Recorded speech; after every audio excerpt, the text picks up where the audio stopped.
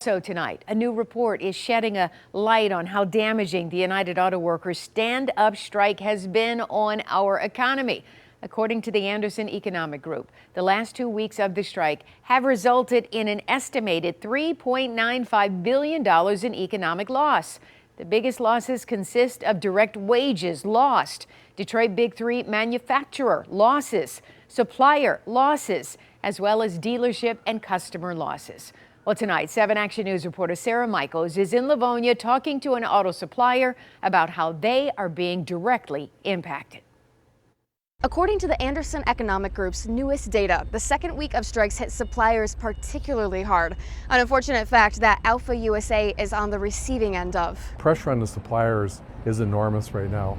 We haven't recovered from COVID. President and COO of Alpha USA, Chuck Dardis, tells me every Friday morning at 10, all eyes at his facility are on a screen, waiting to see what possible strike locations the UAW may announce next. There's a lot of tension, and they want to know what it is that's going to happen. Alpha USA is a Tier 1 supplier that makes about 250 million assembly parts a year for Ford, General Motors, and Stellantis. When the plants that they distribute to shut down, his nearly 200 employees lose their customers, their work. I think that it's really overlooked what the impact is on the supply community. The supply base could be made more and more fragile as this goes on, and that fragility is not good for our economy in Michigan or in our country. According to this new report from the Anderson Economic Group, the first 2 weeks of the UAW stand-up strike resulted in $3.95 billion of economic loss.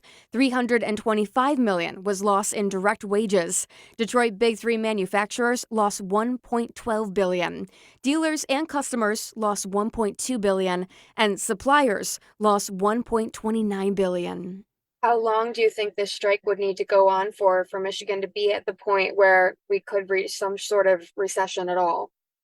Pretty soon. I think we'll see income drop overall in Michigan. At Alpha USA, Dardis says they are doing everything possible to not make any layoffs. But every day, employees walk into work wondering, what's next?